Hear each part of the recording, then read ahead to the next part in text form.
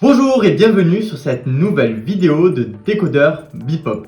On résume l'actualité algérienne et mondiale comme d'habitude en quelques minutes. Sur la dernière vidéo, vous avez été très nombreux à réagir et notamment en fait sur les tensions entre le Maroc et l'Algérie. Bien évidemment, on est une chaîne de news et on résume l'actualité. Donc en gros, dès que des gouvernements font des échanges de façon officielle, comme là récemment avec le Maroc et l'Algérie, on doit relayer. Ce n'est pas une provocation, ni une volonté de faire monter les tensions de notre part. On voulait donc rappeler que les tensions qu'il y a entre nos gouvernements ne changent en rien notre amitié pour le peuple marocain. Être divisé ne peut jamais être bon pour les personnes divisées.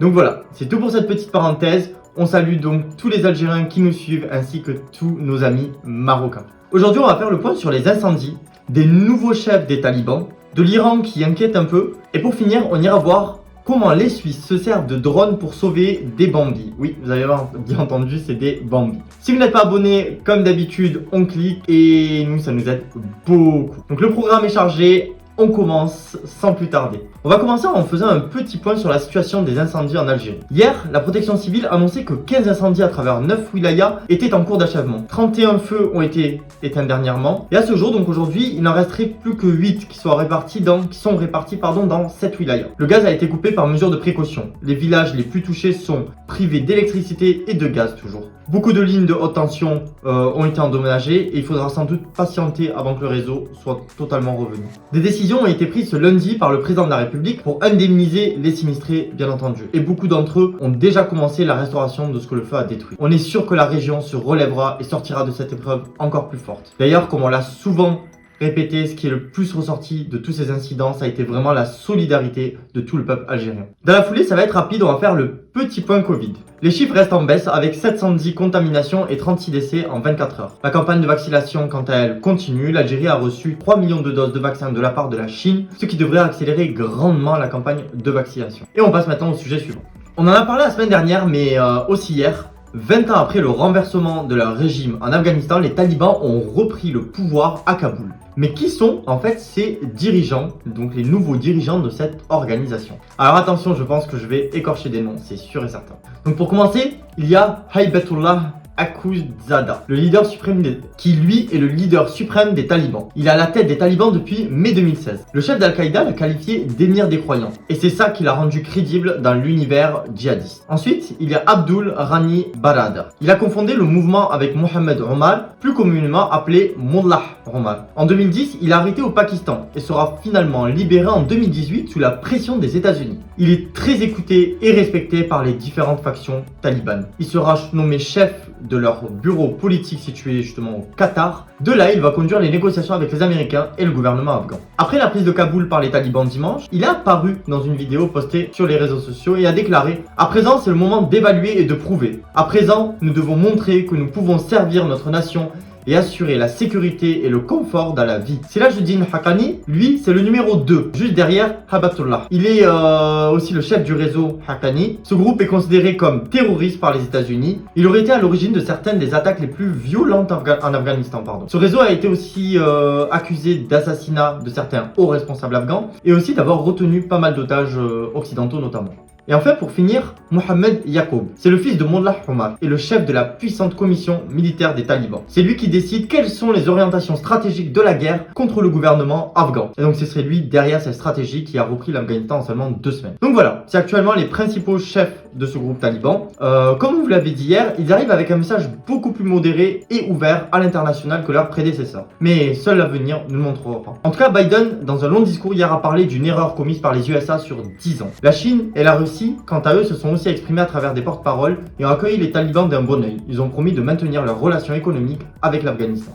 On passe maintenant au sujet suivant. On va pas aller très loin, en fait, on va aller juste à côté à la frontière afghane, en Iran. Le gendarme nucléaire des Nations Unies a rapporté que l'Iran produisait de l'uranium métal. En fait, c'est de l'uranium très enrichi, qui permet de fabriquer une arme nucléaire. Et ça inquiète les USA, qui ont déclaré hier que l'Iran ne possédait aucun besoin crédible de produire de l'uranium métal. Et elle demande donc en fait à l'Iran de recommencer les négociations. Commencer à recommencer les négociations. Allez, on fait un petit flashback pour comprendre la situation. Il faut d'abord savoir que depuis les années 2000, l'Iran possède la technologie nucléaire. Elle s'en sert principalement pour produire de l'énergie. En fait, en 2015, un accord sur le nucléaire a été conclu entre plusieurs pays. L'Iran, les États-Unis, la France, la Russie, la Grande-Bretagne, la Chine et l'Allemagne. Dans cet accord, l'Iran avait accepté de réduire ses activités nucléaires et de ne jamais se doter de l'arme nucléaire. En échange, les pays européens et l'ONU devaient lever progressivement les sanctions qui visaient le pays. Mais le 8 mai 2018, Donald Trump a annoncé qu'il se retirait de cet accord, car selon lui, il est évident qu'avec les structures fragilisées et pourries de l'accord actuel, on ne peut empêcher l'Iran de se doter d'une bombe nucléaire. En réponse, du coup, l'Iran avait annoncé que son pays pouvait dorénavant reprendre ses activités nucléaires. Alors que les négociations sur le nucléaire iranien étaient au point mort, le président iranien a annoncé en juillet dernier « L'Organisation iranienne de l'énergie atomique peut enrichir l'uranium de 20% et 60%. Et si un jour notre réacteur en a besoin, nous n'avons aucun problème pour l'enrichir à 90%. » Donc en fait, qu'est-ce que ça veut dire? Il faut savoir en fait que l'uranium, plus il enrichit, plus il sert à faire des armes nucléaires. Donc l'uranium à 20% sert surtout à produire de l'énergie. Quand il est plus enrichi, il va vers les 90%. C'est plus pour faire des grosses armes nucléaires. Donc là, il est en train de dire juste qu'il possède la technologie pour l'arme nucléaire. Aujourd'hui, le président Joe Biden est en faveur d'un retour des États-Unis dans l'accord, mais refuse par contre de lever les sanctions qui ne sont pas liées à la question nucléaire. Parce qu'en gros, il n'y a pas que des sanctions à propos du nucléaire. Donc l'Iran, il y a plusieurs sanctions sur elle, comme quoi elle a aidé Bachar al-Assad, comme quoi elle a permis certains échanges, comme quoi menace Israël. Enfin en gros, il y a pas mal de choses qui lui sont reprochées, des sanctions qui ont été mises pour chaque chose qui sont reprochées. Et donc l'Iran souhaite le retrait de ces sanctions pour reprendre son économie, là où Biden n'est pas d'accord, il ne souhaite retirer que les sanctions en rapport avec le nucléaire. Du coup, les négociations avec le nouveau président Ebrahim Raisi n'avancent pas du tout. Et nous, on vous tient au courant justement dès que ça avance. Et on passe au dernier sujet de cette vidéo. On essaye de revenir avec des petits sujets insolites et cette fois ça se passe en Suisse. Il faut savoir que les fans, en fait c'est le petit animal qui ressemble à Bambi, vous savez, dans Disney. Quand il est en danger face à un prédateur, comme beaucoup d'autres animaux d'ailleurs, ils se mettent en position immobile et restent comme ça, comme s'ils faisaient les morts. Le problème, c'est qu'en restant comme ça, les faucheuses dans les champs, avec des agriculteurs, ne les voient pas. Chaque année, il y a 3000 fans qui meurent tués par une faucheuse. Les Suisses ont eu donc l'idée de se servir de la technologie pour sauver ces petits animaux. Ils utilisent des drones. Chaque jour, en fait, le drone va survoler environ 30 000 hectares de champs afin de repérer les fans. Lorsqu'un animal est détecté, celui-ci est ensuite protégé grâce à une caisse en bois. Et oui, il pose une caisse en bois dessus pendant le passage justement de la machine agricole, donc du tracteur. Selon les bénévoles de l'association, cette méthode est certes coûteuse mais bien plus efficace qu'une simple battue à pied, c'était ce qu'ils utilisaient avant. Dans un communiqué publié vendredi, Sauvetage Faon Suisse a annoncé que l'usage de drones avait permis de sauver 2569 petits animaux cette année, soit presque 2 fois plus que l'an dernier, ce qui est pas du tout négligeable. Donc ça a un coût, mais ça sauve beaucoup d'animaux, donc voilà. Est-ce que ça, maintenant à savoir, est-ce que la vie a un prix?